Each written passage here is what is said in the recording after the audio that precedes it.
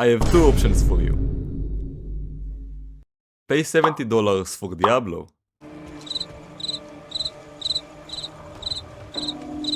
or pay $0 for an insane game with no pay to win and amazing graphics and gameplay.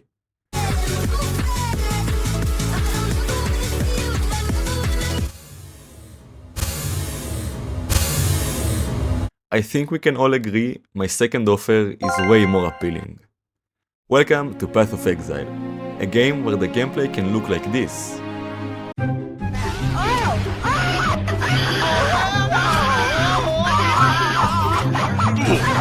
And eventually become something like this.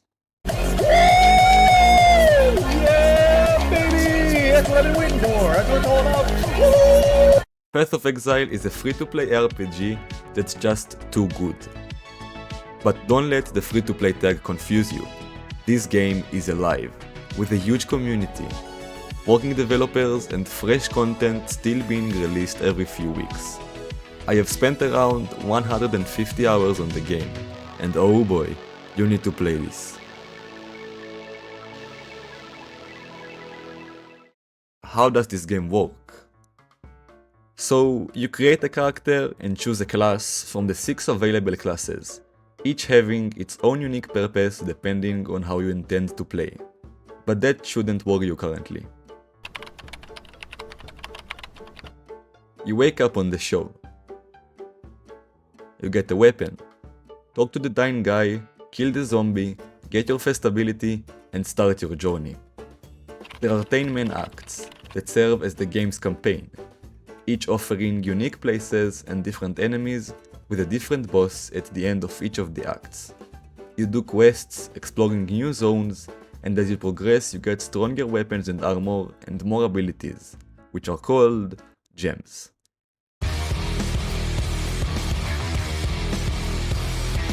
Each weapon or armor you get has slots or sockets, with each socket having its own color, green, blue, red, and in some cases white and even black.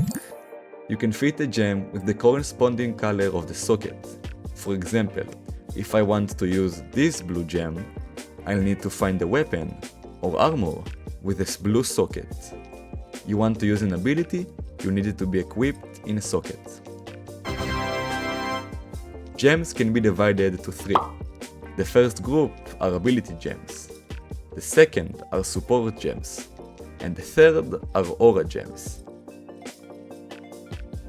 Ability gems give you the damage. They give you the ability to use skills that defeat the enemies. Support gems can be seen as enhancers for the ability gems. They hold mods that can make an ability do more damage, have more area of effects, and many more. If you want a support gem to work on an ability gem, the sockets that they are in need to be linked.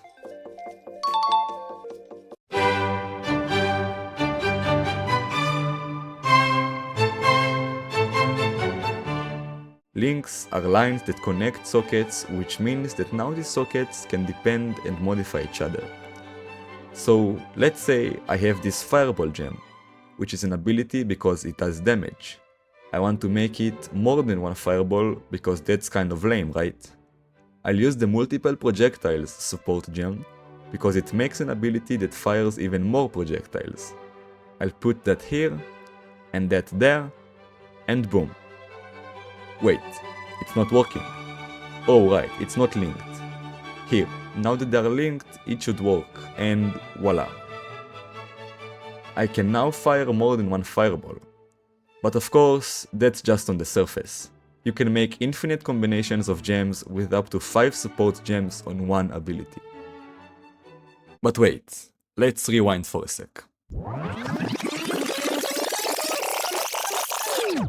Aura gems give you passive effect, but they reduce the amount of available mana or health you have, usually in percentages.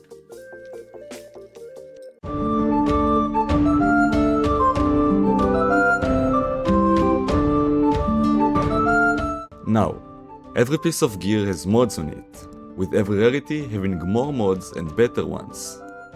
Normal, magic, rare, unique are the rarities, with unique being the rarest one, with some mods that can be found on lower rarity items. Normal magic and rare gear can have the same name but different mods with different values. But every unique weapon with the same name has the exact same mods on it with some changes in the values of the mods. And because one has better values than the other, it's worth more. These values are grouped into tiers, where the lower the tier is, the better the value of the mod is. But now, I'm going to tell you that armor and weapon drops are totally random. So you're probably thinking, wait, how am I supposed to get the armor with the slots and mods I need?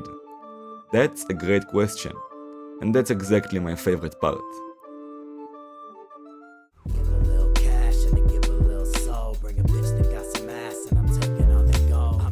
Oh, did I mention this game is multiplayer? Path of Exile has a player-based economy. There is a huge site called PoE Trade, where all players can list an item they want to trade so others can trade it with the in-game currency. What is the in-game currency, you ask? As you progress, you get things called orbs, which you can use to change the properties of items. Let's say you have this normal rarity helmet and you want to make it a higher rarity. You can use this alchemy orb and it's now a rare helmet. There are a lot of orbs, each having its own purpose of changing the properties of an item. These orbs make the currency in the game, with the main one being Chaos Orb, which is used the most for trades. The only way to obtain orbs is to play. There is no pay to win in Path of Exile. You can go to PoE Trade and search for the exact thing you want and trade it for the price it was listed for.